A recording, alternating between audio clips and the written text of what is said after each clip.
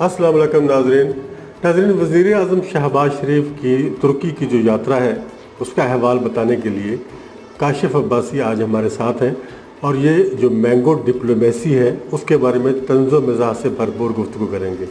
चलिए पहले आपको वो वीडियो दिखाते हैं, फिर उसके बाद मज़ीद हम इसके ऊपर तबसरा भी करेंगे। वज़ीर आज़म शहबाज शरीफ साहब तुर्की का एक इंतहाई कामयाब दौरा करके वतन वापस पहुंच गए। दौरा हमारी नई मैंगो डिप्लोमेसी का हिस्सा था। निहायत कामयाबी से तैयब अर्दोगान को जबरदस्ती गले लगाया, आमों को कमाल महारत से मियां बीवी में आधा आधा तकसीम किया, खबर लगवाई कि बिजनेसमैनों से बड़ी कामयाब मुलाकात हुई और वापस उसी मुल्क लौट आए जहां हर वक्त खराब माशी हालात, बिगड़ती मईशत और डिफॉल्ट के खतरों की आवाजें रोज बरोज बुलंद हो रही हैं। क्यों यह जरूरी था यह खबर इस तनाजुर में चलाना कि वजीर आजम साहब का वहां जाना, माजी में भी हमने देखा कि बहुत से मुख्तलिफ तरीके रहे हैं मुबारकबादें कन्वे करने के, लेकिन यही हुकूमत आके कहती थी कि हम बेल्ट टाइटनिंग करेंगे, कफायत शाह अपनाएंगे, लोग मुश्किल में हैं, हम भी नजर आएगा कि फजूल खर्चियां नहीं कर रहे। क्या कहा था उस वक्त वजीर आजम ने, सुनिए। तमाम गुजरा गैस, बिजली, पानी और टेलीफोन के बिल अपनी जाती जेब से अदा करेंगे। काबीना अरकान के इस वक्त जेर इस्तेमाल तमाम लग्जरी गाड़ियां वापस ली जा रही हैं और उनको हम नीलाम करेंगे। हम कह सकेंगे कि हुकूमत ने ये इकदाम किए हैं, अब अशराफिया भी इसमें हिस्सा डाले। अशराफिया इसमें हिस्सा डाले, कैसे डालेगी? इस मुल्क की पिस्ती अवाम को रोज ये लॉलीपॉप दिया जाता है कि इस मुल्क के हाकिम किफायत शारी की नई मिसालें कायम करने जा रहे हैं।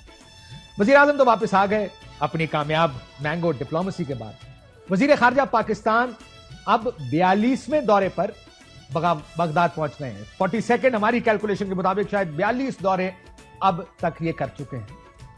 लेकिन इससे बड़ी खबर और ज्यादा अहम खबर यह है कि उर्दन के वली अहद की शादी की तकरीबात में शिरकत की दावत भी वजीर खारजा साहब की जानिब से कबूल कर ली गई और वहां पर भी वो शिरकत करेंगे। एक तरफ मुबारकबाद देने जा रहे हैं, एक तरफ शादियों में शिरकत करने जा रहे हैं और इस मुल्क में महंगाई की शरह 38% हो गई।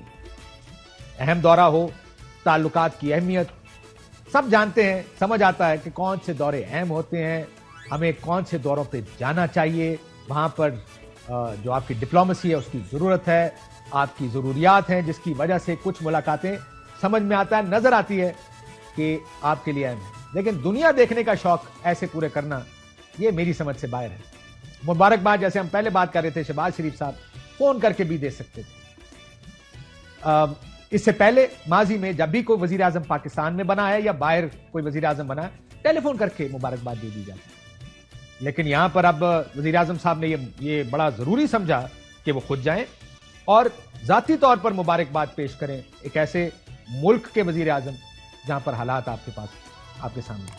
लेकिन यह जरूर कहूंगा बिलावल साहब जो शादी में शिरकत के लिए जा रहे हैं, इसका मुतबादिल मेरे पास नहीं है। बहरहाल दूसरी तरफ आज सुप्रीम कोर्ट का एक नया ऑर्डर जारी हुआ जो इलेक्शन 1 तारीख पे या 1 दिन पे होने थे। काफी अरसे से ये प्रोसीडिंग्स चल रही थी, मुज़ाकरात की भी बात की गई थी, ऑप्शन दिया गया था हुकूमत और अपोजिशन को कि वो मुज़ाकरात करें। आपको याद होगा कि एक तारीख भी दी गई थी 14 मई की सुप्रीम कोर्ट पाकिस्तान की जानिब से कि उस दिन इलेक्शन होने चाहिए, लेकिन इलेक्शन अब तक नहीं हुए। लेकिन आज जो ऑर्डर आया, ये ऑर्डर तहरीक इंसाफ और जो हुकूमत के दरमाबैन मुज़ाकरात हैं, जो इस ऑर्डर के पहला पैराग्राफ में लिखा है कि 27 अप्रैल 10 अप्रैल और 2 मई को होने वाले मुज़ाकरात से मुतल्लिक जायजा पेश किया गया है। लगता है शायद किसी को पता नहीं है कि 9 मई का वाकया हो चुका है और मुल्क की सियासत ये अक्सर बदल चुकी है। अब इस मुल्क में इलेक्शंस की बात नहीं होती, बल्कि ये बात हो रही है कि क्या जनरल इलेक्शन अब वक्त पर हो जाएंगे। सो ऑर्डर देखकर लगा कि ऑर्डर तो आ गया है और जो मुज़ाकरात की बात है उसके और जो मुल्क की ग्राउंड रियलिटी है उसमें बहुत फर्क है।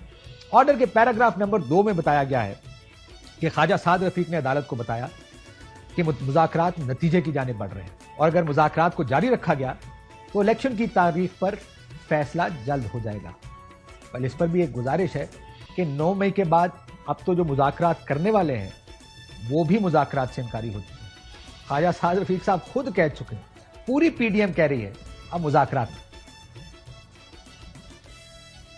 مذاکرات کا ماحول ہم نے پیدا کیا، وہ تو آپ نے ناکام بنا دیے. اب یہ نہیں ہو سکتا آپ دفاعی تنصیبات کو ٹارگٹ کریں، آپ غنڈہ گردی کریں اور آپ سمجھیں کہ آپ دبا لیں گے، اور جب ناکام ہو جائیں تو پھر کہیں یار مذاکرات کرتے ہیں. وہ ایک کمیٹی بھائی صاحب نے بنا دی ہے انہوں نے، تو کس سے مذاکرات کرے گی؟ ان سے کوئی مذاکرات نہیں کر رہا. اس لیے مذاکرات کا یہ ماحول نہیں. واقعی مذاکرات کا ماحول نہیں ہے، پی ڈی ایم کو سوٹ بھی نہیں کرتے. حالات اس جگہ آ گئے ہیں جہاں جو مخالف ہے اب لگتا ہے ایسے کہ وہ مخالف ان کے الیکشن میں مخالف نہیں ہوگا. یہی بات وزیر اعظم پاکستان شہباز شریف صاحب نے اپنی ٹویٹ میں بھی کہہ دی تھی کہ عمران خان صاحب اور چیئرمین تحریک انصاف کے ساتھ اب مذاکرات نہیں ہو سکتے. تو لگتا ہے ایسے ہے کہ جو مذاکرات کی بات اس آرڈر میں کی گئی ہے وہ آج کی تاریخ میں ہم اس مذاکرات کی تاریخ سے بہت دور ہیں. اسی آرڈر کے تیسرے پیراگراف میں شاہ محمود قریشی صاحب کی جانب سے عدالت کو بتایا گیا اور کہا گیا، بیان میں لکھا ہے کہ مذاکرات میں خاطر خواہ کامیابی نہیں مل سکی اور مذاکرات جاری رکھنے کا کوئی فائدہ نہیں ہوگا. اس وقت کی کہی گئی بات آج کتنی ٹھیک لگ رہی ہے. اب ان مذاکرات کا کوئی فائدہ نہیں ہوگا. آج جب یہ آرڈر آیا ہے تو شاہ محمود قریشی صاحب کو 25 دن سے زائد گزر چکے ہیں کہ وہ جیل میں ضمانت پر رہائی ملی. رہائی کے ملنے کے فوراً بعد دوبارہ گرفتار کر لیا گیا.